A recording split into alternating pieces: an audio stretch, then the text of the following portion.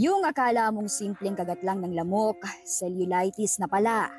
Yan ang caption sa viral social media post ni Mommy MJ. Pinost na ito para magbigay ng awareness sa mga kapwa niya magulang, lalo't mismong anak niya ang nakaranas nito. Nilagnat po kasi siya eh. So nagpanik kami, ba't nilagnat siya, hindi na siya makapaglakad. So binubuhat pa po siya eh, talagang binubuhat siya. Nililipat kasi pag nasasagi ng onti lang talaga magwawala iiyak. Pag-check pa lang po nung pedya niya, sabi niya, naku, cellulitis na yan. Binigyan ng antibiotic ang 2 taong gulang na anak ni Mommy MJ na si Dos. Pero hindi kaya ng bata na inumin ng gamot, kaya inadmit na sa ospital.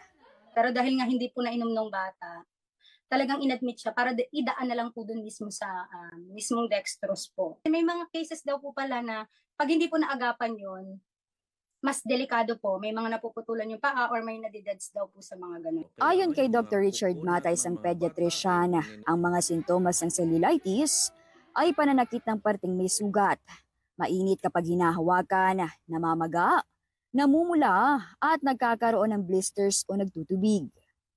For example, ikaw ay nakagat ng lamok or ipis, kinamot mo. So yung kuko mo actually ang nagpalala doon. Lalo na kung siyempre ay hindi nakapaghugas, tapos nasugat pa dahil sa pagkamot, nagkaroon ka ng open wound. Kahit maliit lang yan, no? Kahit singliit lang ng karayo mong sugat, pwede na pong pumasok doon ang bakterya. Dagdag pa ni Doc, ang cellulitis ay walang pinipiling edad.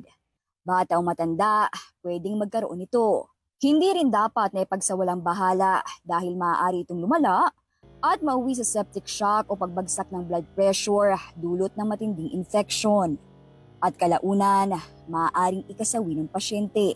Kailangan yung mga kukunat ng mga bata ay magne-nail cutter, talagang hugasan parati yung kamay ng sabon at tubig. Pag nakagat ng lamok, talagang turuan silang wag ng kamutin na masugat. 7 araw na admit sa ospital si Dos at ang bill nila umabot sa mahigit 70,000 pesos. Si Mommy MJ natuto na raw sa sinapit ng anak at siya ay may paalala sa lahat ng mga magulang. Kapag meron po kayong mga, lalo na yung mga babies na pag nakitaan nyo na po sila ng mga kati-kati, ayan. Tapos naging sugat na po sila, agapan nyo na po mga mamis. Baga para lang po hindi na dumating sa malala po yung mga sugat ng bata kasi nakakatakot. Tapos ay na proper hygiene po, ayan. Mobile Journal Yeda Pascual po. Hatid ang muka ng balita. Sa konserbatibong bansa gaya ng Pilipinas, madalas na pangaral sa mga magkarelasyon ang magpakasal muna bago magsama sa isang tirahan. Pero ayon sa pag-aaral ng Commission on Population and Development at Asian Center of Education Research and Training for Innovation, dumarami ang mga Pinoy na gusto munang makalive-in ang kanilang significant other. Sa datos ng National Demographic and Health Survey, times 4 na ang bilang ng live-in relationships mula 5% hanggang 19% sa nakalipas na 3 dekada. Ayon sa marriage counselor na si Nathaniel Chua, marami ang posibleng dahilan ng pagtaas ng bilang ng mga hindi nagpapakasal. Yung pagpili mo na magpakasal o hindi, it's a behavior. I see behavior as always happening within a context. Financially, that's a context. Historically, that's a context. Sa pag-aaral ng Young Adult Fertility and Sexuality noong 2021, nasa 20 milyong kabataan edad 15 hanggang 24 ang nasa live-in relationship. Ngunit sa ilang kababaihang aming nakausap, marami pa rin ang nangangarap ng kasal, bagamat may ilan na mas pipiliin ang live-in arrangement. Para sa ilan, ang desisyong ito ay bunga ng kanilang personal na karanasan at obserbasyon sa mga taong nasa paligid nila. Teenager life ko, college, high school, parang mindset ko noon is magpakasal muna. Pero right now kasi parang hindi na siya ganun kadali.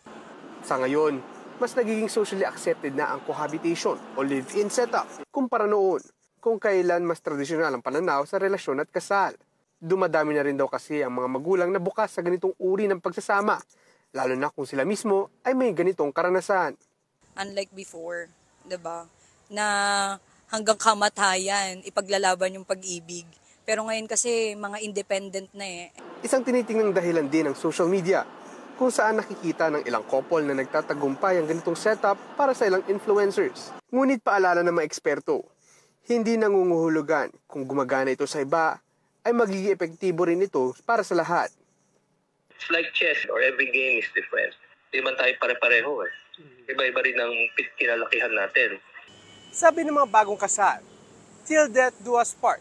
Pero para sa iba ang true love, kasal man o hindi, laging mananaig sa kahit anong problema. Mobile Journal, Ivan Taringki po, hatid ang mukha ng balita. Hindi lang daw nakaka-inlove ang ganda ng Boracay. Literal din daw kasi para sa iba na makita rito ang kanilang love. Hindi nga naman imposible yan, lalo na sa dami ng bumibisita sa isla, mapalokal man o foreigner. Ayon pa sa 2019 Philippine Marriage Statistics ng PSA, abot ng 15,000 ang ikinasal na Filipino at foreign nationals. Dahil Valentine's naman, tingnan natin kung may papanain si Cupido habang nagtutour tayo sa Boracay. Sa tulong ng isang dating app, sinubukan natin i-search ang foreigner around me. Ilang minutong pag-swipe sa left at pag-swipe sa right. Wala pa rin, either hindi sila available or malayo sila. Uso rin ang party boat na may makakasalamuhang fellow tourists. O lats mang may makaget to know, may nabuo naman tayong friendship sa 50 taong nasa party boat na ating nakilala. As a dalagang Pilipina, mahirap din naman talagang maunang mag-approach. Pero sabi nga 'di ba, darating yan sa tamang panahon. At habang nakatambay kami sa isang restaurant, Somebody just offered us drinks. It was my idea. I saw two cute girls in America. We see a couple cute girls. We want to talk to them. We buy a couple drinks for them. And that's it. Whatever happens, happens. ayun naman pala. One way to ask for a date, invite them to dine out or to talk over juice or coffee. Say ni Daniel from New York. Iba rin daw kasi kapag personal mong makikita o makakausap yung tao. Mukhang tumalab ang the moves na ito dahil nauwi sa kwentuhan ang simpleng pagbigay ng inumin. Pero syempre, get to know each other muna. Maglilibot pa raw kasi sa ibang bahagi ng Pilipinas si Daniel. At malay natin, sa susunod na travel stories ko, ay makita ulit natin siya. Hihi! Ika nga, a way to someone's heart is through their stomach. Pero sabi rin nila, sa pag-ibig, anything that can happen will happen. Basta ingat lang. Mobile journalist Mermon Reyes po, at ito mukha ng balita.